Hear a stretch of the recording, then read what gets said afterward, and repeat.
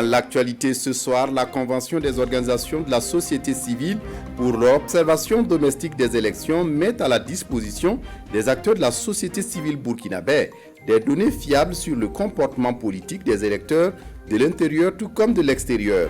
C'est une des conséquences de l'observation domestique des élections couplées de novembre 2020 au Burkina Faso. Mais à quoi peut servir ces données? On en parle dans ce journal. Et dans ce journal, les dernières heures du Ramadan 2021, c'est connu, la fête est prévue pour demain jeudi. Elle donne lieu à des prières mais aussi des réjouissances, alors que les préparatifs sont marqués par la timidité. Comment les musulmans envisagent l'Aïd el-Fitr, tour d'horizon à Bobo Dioulasso, Dori et Ouagadougou, à suivre donc dans cette édition. Et dans cette édition, Israël et Gaza sur le chemin de la guerre. Plus de 1000 roquettes tirées de Gaza selon l'armée israélienne et plus de 50 morts dans la bande de Gaza selon le Hamas. La flambée de violence actuellement au Proche-Orient est la pire depuis des années entre le Hamas et l'État hébreu, comme vous le verrez dans ce 20h. Bonsoir et ravi de vous retrouver. Tout d'abord, ce rapport sur la participation citoyenne aux élections de 2020 au Burkina Faso, la CODEL, la Convention des organisations de la société civile pour l'observation domestique des élections, dispose désormais de données fiables sur les comportements politiques des Burkinabés tant à l'intérieur qu'à l'extérieur du pays. Et la CODEL met à la disposition des acteurs de la société civile ces données. Nongba Kouda, Pascal Kané. Contrairement à l'idée généralement répandue, les femmes ne sont pas toujours les championnes toutes catégories en matière de vote. Du moins, pas pour les élections passées. C'est ce que révèlent les rapports de la CODEL sur les élections couplées de 2020. Ici représenté en rouge, le taux de participation des femmes est légèrement moins important par rapport à celui des hommes. Les rapports indiquent aussi que les régions du plateau central, du centre-sud et du Sahel ont les taux de participation les plus élevés. Autre chiffre cette fois-ci inquiétant, le nombre de bulletins nuls très élevé. Plus de 19 000 dans la région du centre et 17 000 dans les hauts bassins. Des chiffres qui interrogent et qui montrent qu'il y a un travail à faire.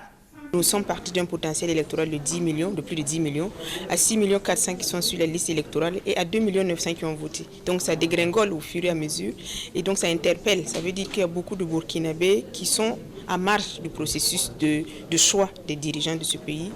Pour le président de la CODEL, ces chiffres qui sont désormais publics crédibilisent davantage les élections de 2020. Les données ont été collectées par les observateurs sur le terrain, mais aussi auprès d'institutions électorales, la CENI et le Conseil constitutionnel. En collectant les statistiques à tous les niveaux, au niveau des bureaux de vote, au moment de l'enrôlement, au moment aussi des élections, ça crédibilise encore plus les élections. Vous avez vu que les partis politiques peuvent en tirer leçon, la société civile peut en tirer leçon, et tous les acteurs principaux, même les populations. Et puis on a vu montrer par exemple qu'il faut aller voter. Ces données devraient permettre aux différents acteurs intervenant dans le processus électoral de faire l'analyse qu'il faut et de prendre les décisions nécessaires pour améliorer la participation des Burkinabés de l'intérieur et de l'extérieur aux prochaines élections. Dans l'actualité, ce soir, les assises nationales sur l'éducation se préparent activement au Burkina Faso. Ce 11 mai, le ministre Stanislas Ouaro a été reçu au Conseil supérieur de la communication. Le professeur Ouaro est allé présenter les enjeux de la tenue de cette rencontre au président de l'institution chargée de la régulation des médias au Burkina. Cette rencontre future va insister sur des débats, notamment sur l'école burkinabé en crise dans le but de proposer des solutions durables et réalisables, mais aussi des solutions porteurs de développement pour le pays. Roger Kam, Olopoda. Au Conseil supérieur de la communication, le professeur Stanislas Ouaro parle de l'organisation des assises nationales sur l'éducation qui se profile à l'horizon. Un rendez-vous pour poser le diagnostic de l'école burkinabé afin de proposer une thérapie appropriée pour une éducation de qualité et porteuse de développement. Un défi qui commande un large consensus et la contribution de l'institution de régulation de la communication au Burkina Faso est fortement attendue. Vous savez, le Conseil supérieur de la communication, c'est le régulateur en chef de tout ce qui est communication dans notre pays.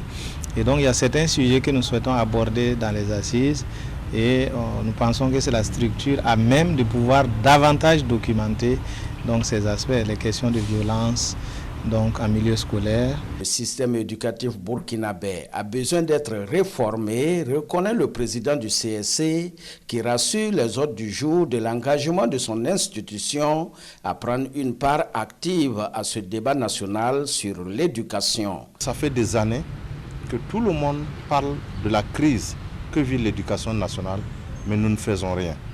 Est-ce que nous pouvons continuer dans cette manière d'enseigner du primaire jusqu'à l'université? Est-ce que nous pouvons continuer chaque année à former autant de milliers de jeunes qui sortent, qui sont confrontés à un problème d'emploi? Il était temps que nous puissions avoir le courage entre nous de nous asseoir pour réfléchir à l'avenir de l'éducation au pays, car c'est l'avenir du pays qui en dépend. Pour Mathias Tankwano, le Burkina Faso doit se construire dans le dialogue. C'est pourquoi il invite le ministre Stanislas Ouaro à privilégier et à multiplier les concertations pour mettre fin aux manifestations des élèves contre les réformes du système éducatif. Le ministre en charge de la communication, quant à lui, était à Tinkodogo, dans la région du centre-est. Dr Ousseini Tamboura a pu recueillir les préoccupations des hommes et femmes de médias de cette partie du Burkina. Les échanges ont surtout porté sur la communication gouvernementale. Aimé Douamba, Paul Yabré et Tanga Robert Kafando sur place à Tinkodogo. Des échanges à bâton rompu entre le ministre en charge de la communication et les hommes des médias du centre-est. L'objectif pour le ministre est de s'imprégner des conditions de travail des journalistes afin de dégager des pistes de solutions. J'ai pu noter ici des hommes des médias et des femmes des médias très engagés, mais qui ont des problèmes spécifiques. Et je pense qu'on peut en rappeler quelques-unes. C'est qu'ils réclament une certaine équité dans la couverture des événements importants qui se déroulent dans l'espace régional. Au directeur régional de la communication du centre-est de faire en sorte que au moins une journée dans l'année soit consacrée aux hommes de médias qui sont dans sa région, autour des autorités régionales pour discuter de tous les problèmes qui les concernent. À toutes ces préoccupations, le ministre Ousseini Tamboura a invité les autorités régionales et les agents à trouver des solutions endogènes aux difficultés qui se présentent. Vraiment, c'est une fierté et une joie de pouvoir rencontrer monsieur le ministre qui a prêté une oreille attentive aux doléances des acteurs de la communication du centre, de la région du centre-est. Ce cadre d'échange a également permis de partager la vision du gouvernement et rendez-vous est pris sur le terrain de l'action afin de relever les défis liés à la communication gouvernementale. En justice se procède la chambre criminelle de la cour d'appel de Bobo-Dioulasso. Près d'une vingtaine d'accusés à la barre. Il s'agit essentiellement de 5 dossiers de meurtre, 5 autres dossiers de coups mortels, 3 de parricide, 3 autres d'assassinat et enfin 3 de crimes de sang. Le procès est délocalisé à Boromo. L'ouverture des travaux de la séance avec Ismaël Saturné-Paré. Accusé de parricide, Sier Boyini sera situé sur son sort à ses assises criminelles. Comme lui, 17 autres prévenus impliqués dans 16 dossiers sont appelés à la barre. Nous sommes à la 5e session des assises criminelles de la cour d'appel de Bobo-Dioulasso, qui siège ici à Boromo. Nous allons connaître exclusivement cette fois-ci des dossiers criminels. Il y a des dossiers de parricide, il y a également des dossiers d'assassinat, ça c'est ce qui est classique. Au-delà de ça, il y a les coups mortels. Oui, les peines encourues, ce sont des peines criminelles. Donc aujourd'hui, la loi dit que c'est 10 ans. Le maximum, c'est l'emprisonnement à vie. Pour les cas de parricide, s'il n'y a pas de circonstances atténuantes, c'est l'assassinat également, les peines que la loi prévoit, le code pénal, notre code pénal prévoit l'emprisonnement à vie. Cette session se tient 3 années après la dernière. Une session rendue possible grâce au financement du programme des Nations Unies pour le développement. Les procédures en matière criminelle sont lourdes. Elles impliquent beaucoup d'acteurs. Vous voyez, je l'ai dit, chaque accusé est assisté d'un conseil, ce n'est pas à ses frais, c'est aux frais de l'État. Il y a toute une machine qui est mise en branle pour la tenue de ces audiences, les notifications. Donc ça engendre beaucoup de frais et c'est ce qui certainement complique l'accomplissement de cette mission au niveau des cours d'appel. Mais fort heureusement, comme je l'ai dit, heureusement, l'État à son niveau fait ce qu'il peut. Il y a les partenaires qui nous accompagnent. Au sortir de ces assises criminelles ouvertes au grand public, c'est l'autorité de l'État et le civisme qui vont être renforcés, selon le procureur général. Toute chose qui explique le caractère pédagogique de ces procès. Et puis ce soir, à l'émission Nul n'est censé ignorer la loi, le thème de la cybercriminalité. Qu'est-ce que la cybercriminalité? Quelles sont généralement les victimes de cette criminalité? Je vous invite d'ailleurs à suivre un avant-goût avec Draman Guéné. Brigade centrale de lutte contre la cybercriminalité. Une brigade secrète de policiers et de gendarmes qui n'évolue qu'en civil. C'est en 2020 que la brigade est née pour réprimer les crimes informatiques et ceux facilités par les technologies de l'information et de la communication. En 2020, en seulement 8 mois d'existence, la brigade a reçu 556 plaintes pour un préjudice de plus du milliard. Cette année, pour le seul trimestre, la brigade centrale de lutte contre la cybercriminalité a enregistré 502 plaintes. Voilà, l'intégralité de cette émission vous est proposée donc sur les antennes de la télévision du Burkina et c'est ce soir à partir de 21h. On en vient aux préparatifs de la fête de Ramadan. C'est connu, la fête est prévue pour demain jeudi. Elle donne lieu à des prières, mais aussi à des réjouissances. Très peu de bousculades, par contre, dans les marchés et de Ouagadougou. Nombreux sont les commerçants qui se plaignent de cette morosité. Constat avec Bienvenue Tansa. Pour la énième fois, Isiaka Ouattara négocie un mouton pour la fête de l'Aïd el-Fitr. Cela fait maintenant 3 heures que durent ces discussions avec ces commerçants du marché à bétail de Tanguin. Je tente d'acheter un mouton depuis 10 heures. Mais les commerçants et moi sommes divisés sur le prix. Pourtant, il faut que je rapporte quelque chose à ma famille. Ici à la Cité en deux, l'ambiance est celle des jours ordinaires. Issouf Nombré figure parmi les quelques clients venus s'offrir des gallinacés.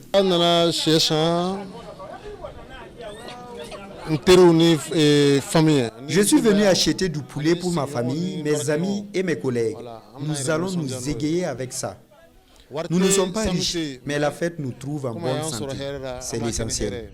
J'invite tous les groussiers et puis tous les Ouedragos chez moi. Ouais. Tous les groussiers et Ouedragos chez moi. C'est la famille Nombré à Goungouin. Alors que nous sommes à la veille de la fête du Ramadan, l'attente des clients est longue pour ces marchands de volailles. Donc les poulets là sont toujours là. Il n'y a pas de clients qui viennent acheter. Donc les gens parlaient que les poulets là sont chers. Mais en fait, les poulets là ne sont pas chers. On vous demande pas. Donc s'il y a des clients, en tout cas, c'est que les poulets là sont là. Voilà, on préfère que les poulets là, que les gens là n'ont qu'à venir payer. Même son de cloche d'âme Nikiema au marché de l'Arli. Demain c'est la fête. Mais voyez vous-même, mes oignons ne s'achètent pas. Je ne vous aurais pas accordé ce temps si j'avais des clients. Regardez comme je chôme. Pas de bousculade au marché central de Ouagadougou où certains commerçants se tournent encore les pouces. D'autres par contre avaient déjà renfloué leur caisse depuis hier grâce à des clients qui prévoyaient fêter le Ramadan ce mardi. Et à Dori, les préparatifs de la fête de Ramadan vont bon train. Dans les salons de coiffure, les femmes mettent du sien pour mieux séduire leurs hommes. Cependant, au grand marché de la ville de Dori, les clients se bousculent pour faire des achats. Pinidi Nyamou sur place à Dori. À quelques heures de la fête du Ramadan à Dori, sous ces hangars de fortune, les femmes se bousculent. Pour quelles raisons? Se faire tatouer pour mieux séduire leurs hommes. Je suis venue ce matin auprès d'elle pour me rendre belle pour mon mari. Il adore. Par exemple, si j'allais avoir, par exemple, 25 000 francs sans mettre ça là, si je mets ça là, je peux avoir au moins 50 000 francs. La spécialiste élève en classe de seconde. Pas question de repos pour elle, car ses clientes n'ont pas d'heure fixe pour se faire tatouer. Parce que je me lève à 3 h du matin et jusqu'à oh là là, il y a d'autres même qui dorment chez moi à la maison. Je n'arrive même pas à les maîtriser, ça va pas, la grâce de Dieu. Voilà. Dans les salons de coiffure de la ville, l'engouement est au rendez-vous. Il faut veiller afin de satisfaire les clients. Merci, en tout cas, on est là depuis 3 jours comme ça, on dort ici. Vraiment, ça va. Et puis, il y a beaucoup de clientes. De bonnes affaires pour pour les commerçants du grand marché de Dori. Devant les marchandises, les clients se bousculent. Chacun veut faire ses derniers achats pour la fête. Comme c'est le dernier jour dans l'ensemble, on remercie Dieu, ça va quoi. Ça va. Par rapport au jour antérieur, en tout cas, aujourd'hui, il y a de l'engouement, ça va un peu. Bon, on encaisse un peu. La fête du Ramadan, c'est ce 13 mai. Et selon les couturiers de Dori, la fête sera belle. Car tous les rendez-vous pris avec les clients ont été honorés.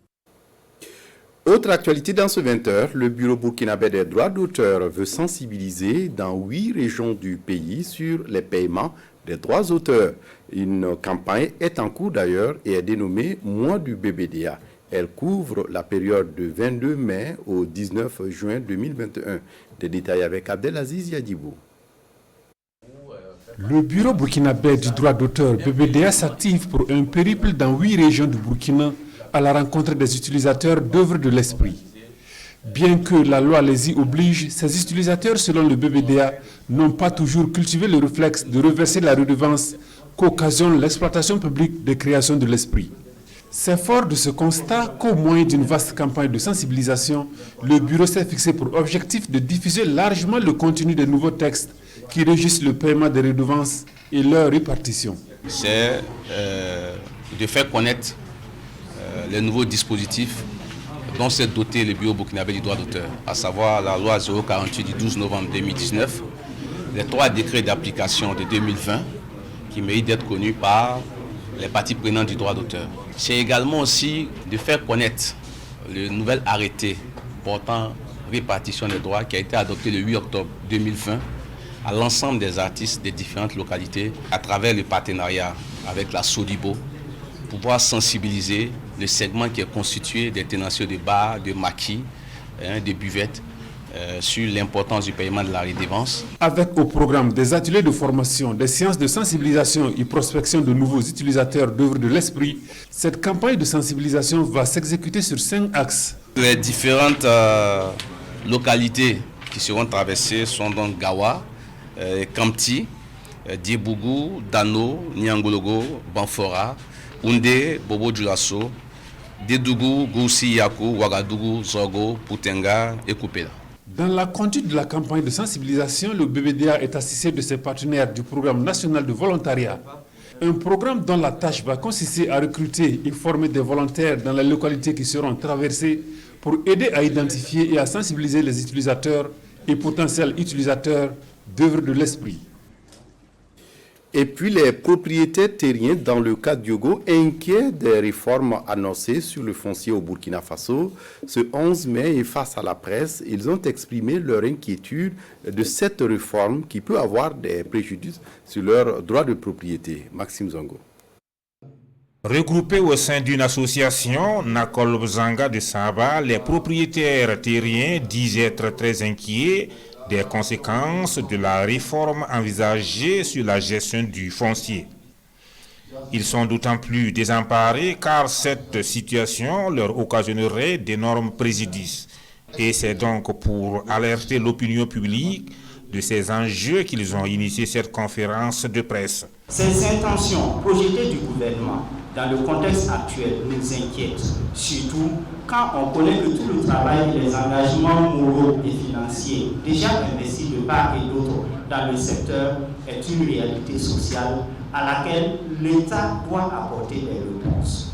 En tant que propriétaire terrien adhérent au projet immobilier, nous nous interrogeons où est-ce que l'administration en est avec le traitement des dossiers des promoteurs immobiliers pour envisager une quelconque suspension ou même un arrêt. Au regard donc de l'immensité des engagements qu'ils ont déjà pris, si tout devait être remis en cause, s'inquiètent-ils, ce sont bien des communautés qui seront impactées. Si aujourd'hui il faut tout remettre en cause, nous sommes foutus et on se demande bien ce qu'il nous faut.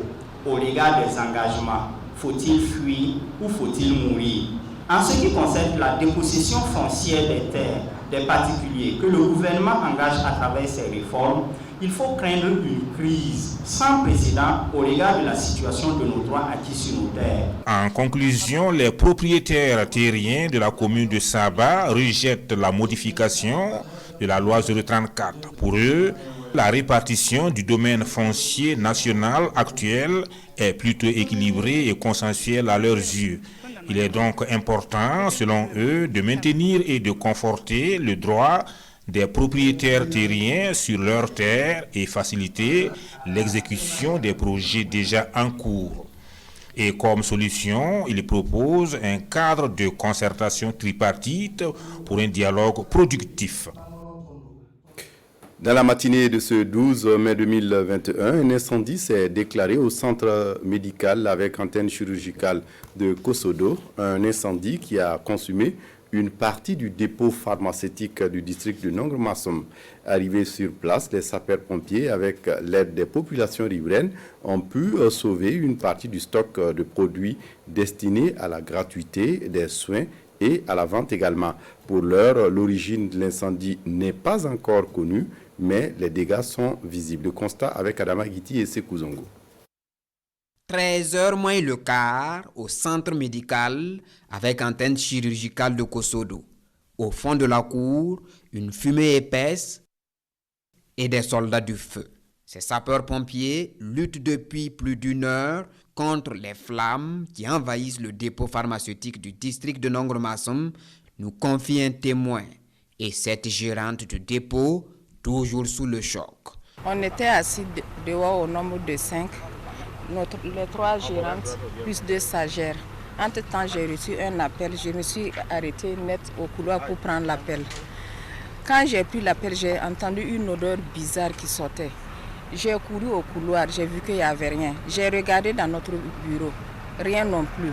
Quand j'ai ouvert le magasin, de la porte du magasin, j'ai constaté qu'il y a le climatiseur qui a pris feu.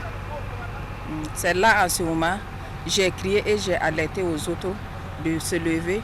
Ils vont venir à l'administration, appeler le 17 ou bien c'est le 18, je ne sais plus. En 2 heures de combat contre le feu, ces flammes et cette fumée toujours visibles. Selon le premier responsable du district sanitaire de Nongre-Massom, le bâtiment parti en fumée est le centre névralgique des produits pharmaceutiques du district. Il y avait les produits qui étaient destinés à la vente et à la gratuité. Mais le feu est parti du bâtiment et du stock qui était destiné à la vente. Mais avec l'aide de la population et des riverains, on a pu sauver ce qui est des ventes de gratuité qu'on a mis dans notre magasin. Donc je pense que ce qui a été consumé, c'est ce qui était destiné à la vente. On avait dans le magasin un grand stock de paracétamol, des amoxy, des sirops. Il y en a beaucoup, Pour l'heure, l'origine de l'incendie et le bilan des dégâts restent inconnus, pendant que les sapeurs-pompiers traquent encore les flammes qui résistent aux assauts répétés des jets d'eau.